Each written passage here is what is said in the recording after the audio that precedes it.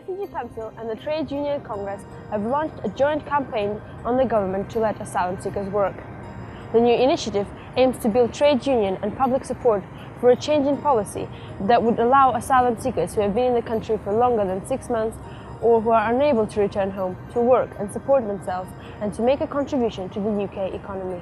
A campaign that really connects with not just trade union members but anybody that believes in equality and justice as well, so we've got a strong message as well. The event also saw the launch of the joint regional campaign between the Northern Trade Union Congress and the Regional Refugee Forum to restore the right to work for asylum seekers. First of all, I would like to thank the trade union movement for organizing this campaign alongside the Refugee Council, the British Refugee Council. We respect their commitment to human rights.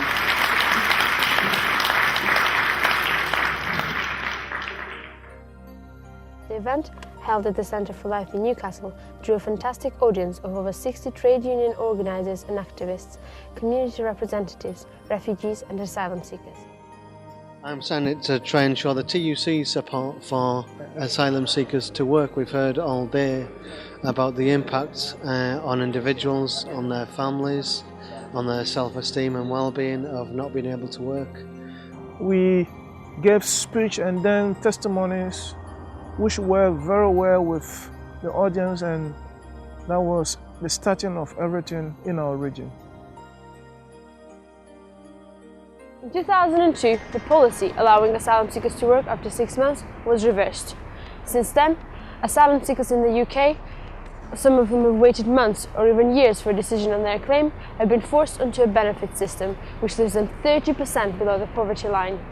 Asylum seekers who have reached the end of this process are in a worse predicament, receiving minimal support or no support at all. If you reach like my age, you are 33 or 34, if you're not allowed to work, it don't make any sense. You have to have money. I don't want to depend on the government. I want to depend on myself. I'm in section 4. I not get the cash money. I only get a voucher, £35 a week. I'm not allowed to go and buy the clothes stuff. I only can buy the food from the Tesco. Asylum seekers under a Labour government are denied permission to work. They're denied access to healthcare, denied access to education. Through not being allowed to work, are denied a right to a family life and to dignity. Imagine if you came here with your children and you can't go to work every day.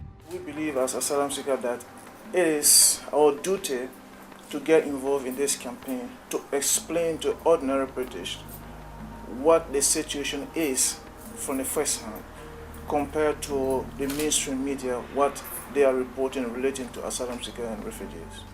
When I was introduced to this campaign, I believe that is the right thing for me to do because from experience, time to time, I understood that working is the best way forward in any way of integrating and being responsible and contribute to community. And why the Let Them Work campaign is important is because as an African woman I feel so passionately about our brothers and sisters from the Caribbean, from Asia, from Africa, who have come to this country, who are fleeing torture and persecution, and they are being denied the right to work whilst their asylum claims are being processed. There are several different ways you can support this campaign. You can get involved in it either as in a very small way by writing a letter to an MP, which there's model letters out there that people can use. Wouldn't take you long at all, or you might want to get really heavily involved in the way that the campaign is run, organising events or organising something that would contribute to the campaign. So there's a role for everybody. I think that's really important thing to say, that you don't have to. People shouldn't feel like because they get involved in the campaign there'll be lots of pressure on them to do all the big things. It can be small steps, and small things that together, put together, make the real change. Volunteer to join the Regional Refugee Forum subgroup to plan campaign actions in our region and to meet other agencies to coordinate our work. Volunteer to speak about the issue and give your story at the union branch meetings so as to encourage union membership to support the campaign. Volunteer to help organize or perform at events in your area or regionally to raise public awareness and support for the campaign.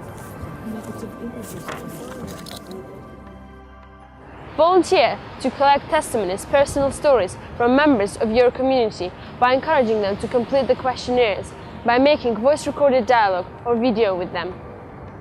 Volunteer to write articles for the press or give interviews to the media. If I'm entitled to work, it's good for both sides, for us and for government as well, because I don't have to spend money on housing or pay the vouchers or money, things like that. This really is about refugees and asylum seekers and about them empowering themselves and being able to take control over this campaign. Sam claimed asylum in the UK in 2003 and is still waiting for a resolution on his case. He lives in Sunderland with his partner and a young child and voluntarily runs the Sunderland Integration Project. I attended conferences, trainings with Trade Union Congress, and I attend their annual Congress in Brighton, which of course gave me the idea to move on and build a subgroup around our region, northeast of England.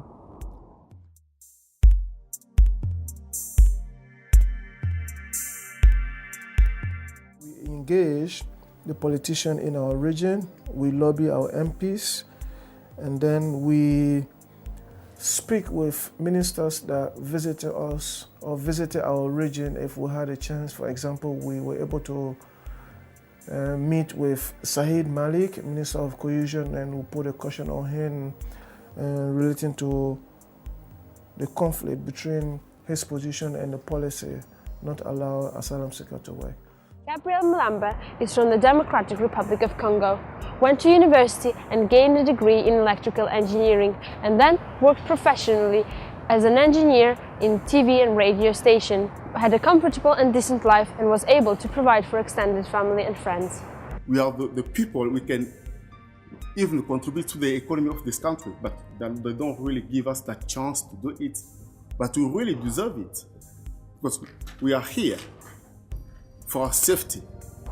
Mary Kimani was born in 1985 in Kenya, but currently living in Darlington with her family, and has lived in the UK for a total of 8 years. The lack of permission to work has affected a third of Mary's life, and indeed most of her youth. Let me begin by thanking the TUC for giving us this opportunity to address you, and to you, the audience, for being here. My thanks go out also. I will start by telling you who I am, and then give a personal account of how the lack of permission to work has affected me. My name is Mary Kimani, and I am 23 years old. Mary joined the Right to Work campaign subgroup, and she is one of the influential young people who are members.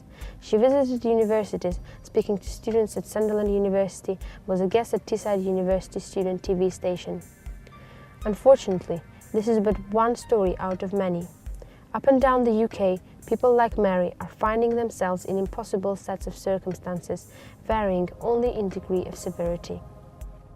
Ladies and gentlemen, I'll finish by quoting a very wise man who once said, "We cannot predict the future, but we can create it." Therefore, we urge the government to grant us permission to work, so we can go about creating our futures. I'm sure I'm not alone in believing that. Together, we can turn adversity into remarkable stories of success.